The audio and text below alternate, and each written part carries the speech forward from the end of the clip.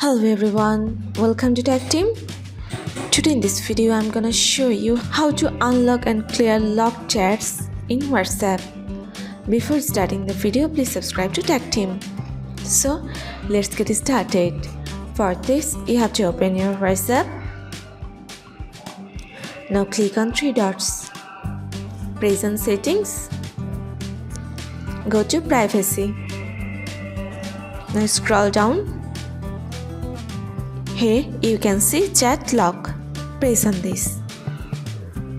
Now press on unlock and clear locked chats. Press on unlock and clear. Use your pattern. That's it. So this is how to unlock and clear locked chats in WhatsApp.